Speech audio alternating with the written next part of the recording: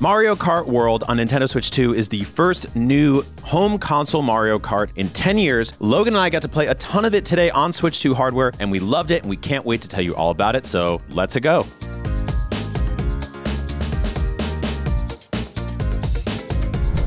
Okay, so Mario Kart World's big new thing is the massive interconnected open world. It's really cool, it's really beautiful, and we both loved it. Tell me about it, Logan. Yeah, it's so different than anything that Mario Kart has done before. You're not just on a track and doing 3 laps anymore, and it's even bigger than something like Mount Wario from Mario Kart 8 where you're doing 3 different segments. You start at one course, and you are driving in different segments to the next course. If track A is Moo Moo Meadows and track B is Shy Guy Bazaar, you start in this rolling start at Moo Moo Meadows, and then you are driving on the world map on these interconnected highways to get to Shy Guy Bazaar, and then the race ends with 1 full lap at Shy Guy Bazaar. So it is entirely different, it's really interesting, and it was tough to kind of wrap our head around at first because it is so different than anything they've done before, but it's really ambitious, really fun, and really cool. Really like the sort of Forza Horizon style open world driving game approach. We got to poke around a lot in this world. It's huge, and there's hidden secrets, collectibles everywhere. You can drive a boat now as your cart into the sea, and there was just like this big huge cloud blowing wind at me, maybe telling me to back off. I found this other area where there's just a bunch of coins tucked behind this little ridge. There's grind rails and stuff that you can interact with, or you can just hang out and take pictures with friends or whatever you want to do. The thing I'm wondering is sort of like, what's the hook? What's the loop of like finding these coins? Do we get to spend them in a shop, unlock carts or characters or costumes? Like there's so much you can do with that. Yeah, it is a lot like Forza Horizon. In some ways, it's not a fully open world, right? There are these tracks that you're heading to the next place on, but I think that Nintendo fans will remember Diddy Kong Racing, and that had this hub world that you drove around back on N64, and there were balloons to find and things like that. And when we were in a lobby waiting for our race to start and just kind of free roaming, I saw this glowing gold peach coin that I couldn't get to, and we don't really know what that is. Maybe it unlocks costumes or different outfits or some unlockable for Peach. Yeah, I think there's gonna be stuff to do in the free roaming open world, and something else I liked about it is that was the lobby now. That is the loading screen. You're not staring at your me standing on just planet Earth anymore like Mario Kart 8. You are driving around practicing. There's a rewind button. Like if you want to go back, just like Forza, you can just rewind and you could go like all the way back to the very beginning of where you started. So it's going to be more fun when you're waiting for lobbies to fill with 24 people now, not 12 people now, that you'll have something to do.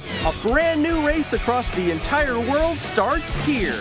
I want to talk a bit about characters in this game. There are tons of them. We went through the entire character select screen. So there's not only all the classic Nintendo characters or Mario characters specifically, but also alternate costume versions of them. And that plays sort of interestingly because you can also find power-ups in the race, largely centered around food. You can get food, and that food changes and alters your looks and your costume, which potentially gives you different sort of mechanics that you can use in the game. On the character select screen, there's all the characters, Mario, Luigi, Donkey Kong, all the rest, and then there were alternate versions of them. There was like Cowboy Mario and like Athletic Donkey Kong or something like that, and they had different costumes. We don't really know if they impacted their stats. We're not entirely sure yet. You could pick one of these different costumes, but then you find one of these special power-ups, and it almost looks like a Wonder Flower effect from Super Mario Bros. Wonder when this food is taking over your character, and then you pop out in a different costume. My favorite new character that I got to play as a bunch today, I kept picking, was Cow from Moo Moo Meadows from N64 Mario Kart. One thing we did notice was that there are a bunch of characters that you can't choose that do appear in the races next to you, like Monty Mole or the Piantas from Super Mario Sunshine or the Conch Doors from Super Mario 3D World. So Logan, you think we'll be able to unlock all those guys eventually? Yeah, I have to think so. Maybe that's one of the incentives to the open world and the others. So I want to talk about some of the new items we got to experience today, because a lot of the classic ones are back, but some new ones are really fun. One of them are just hammers from the Hammer Brothers. You just throw hammers at people like you're a psycho in Home Depot. I thought those were great. There's also a punchable coin block that you can launch above your head. You hit it a bunch of times, you get a bunch of coins. But there's also altered versions of classic items, such as the lightning bolt, which you noticed. Yeah, the lightning bolt is way different in World. Instead of, you know, Mario Kart 8, if you're in first place and you get zapped, you're probably shrunk for 30 seconds maybe. In World, it seemed like everybody was zapped and came back to full size pretty quickly. So just a balancing thing. I think they had to make a lot of core changes just to the Mario Kart DNA because of 24 racers. That changes a lot of stuff, and I think items is one place where that happened. And we also saw you no longer have to hold the item button to drag a shell behind your butt anymore. Like if you're in first place, you want to protect yourself with a banana or a green shell from oncoming red shells or whatever else is coming your way, you would have to hold that button. The rep that was there said, oh no, it just drags automatically now. And it's not just shells and defensive items. Everything drags behind crazy. I did ram into one with a single mushroom and it gave me a boost. Yeah, presumably you can just slam into CPUs with whatever's behind them and something will trigger, which is really cool.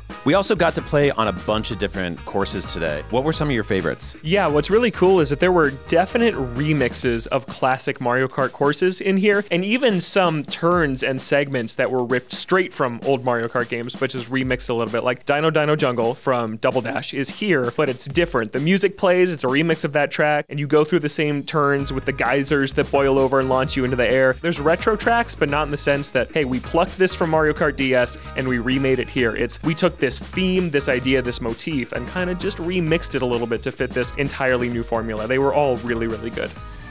Introducing Knockout Tour. Knockout Tour is the brand new nonstop 6-race, 24-player Fortnite-style battle royal Mario Kart mode, and it feels so right. This takes place in the open world, so you can hang out in the open world, launch into this, and while you're waiting for the game to populate, you just hang out, drive around, collect stuff, do your open world stuff. Little by little, eventually, characters will start to pop in, and they'll all choose a Grand Prix that they want to race on, or a set of courses. Those votes are then tallied, and then you jump into that race, and then immediately from there, you're going as fast as possible, and you have to make it through checkpoints at a certain point in the race. Like if you're in, you know, you have to be in the top 20 or you get eliminated. And things happen so fast. They're so chaotic and so crazy. I love this mode so much. Yeah, it is super fun. And this is a bigger commitment than your standard 2 to 3 minute Mario Kart race. This is 10-ish minutes probably for the whole thing. It's 6 segments, and you're driving from one track to the second, to the third, to the fourth, to the fifth, to the sixth. You're not stopping and doing an individual lap at that circuit. You're just driving kind of the in-between areas. So a very different take. You're not going to see anything twice in this race because it is a linear path from start to finish, like a 10-minute long Mount Wario, essentially. And it's super fun. It feels like F-Zero, where every moment is intense. It's not just about winning the race at the end and maybe you get a lucky bullet bill. It is lap 3. I am in 16th place. I need to be in 12th place. Can I get there? You're trying to pass people, and there's 12 people behind you trying to pass you. And you, Brian, had a really unlucky one the first time we tried this. You went to like 3rd to 22nd, which is something you can say now in Mario Kart World. It's crazy. Adding 24 characters to the track just makes it so chaotic. It happened so fast, I was just jaw-dropped, stunned, and all I could do was laugh. This is going to lead to some of the funniest moments in Mario Kart history, and I cannot wait for it. Mario Kart World launches day and date on Nintendo Switch 2 when the system launches, and it's going for $80. And I don't want to dwell on it too much, but I have to get it off my chest that this feels just a little weird. We loved what we played today. All the modes are great. All the characters are awesome. It didn't really scream, this justifies $80 to me. It just really feels like Nintendo knows that this is one of the best-selling franchises of all time. But why is this game $80? It's a tough pill to swallow, especially when something like Donkey Kong Bonanza, which looks equally amazing, is $70. It's just a very inconsistent pricing structure from Nintendo, and we're seeing what their upgrades to $10 for some, $20 for another. And Mario Kart being the first $80 Nintendo game, yeah, I'll easily get $80 worth of value out of it, but it is a tough pill to swallow for a game so aimed at families, and it just makes me wonder, is Animal Crossing gonna be $80? Splatoon, the next Zelda, like, it's opening a can of worms that we'll see how Nintendo proceeds, and if in 1 year they add 8 new tracks for free, I'll feel great about that purchase. But if they come out and add a DLC pass where I'm putting more money into Mario Kart World, I don't know how people are going to feel about that. So it's an interesting one for sure. Yeah, I feel like if this thing came bundled with like a year of Nintendo Switch Online or some sort of season pass content, something that made it feel like, hey, this is, you know, we're really getting a bang for the buck here, it'd be a little easier to handle. But right now, it kind of stinks. It's the only real negative we have about Mario Kart World so far, which otherwise feels, looks, and plays fantastic. But that's Mario Kart World, one of the many games we played here at the Nintendo 2 Switch preview event in New York City. We also went hands-on with the hardware, so go check out that video. Logan, thank you so much for all things Nintendo Switch 2, Mario Kart World, and the cow eating other cows. Stick with IGN.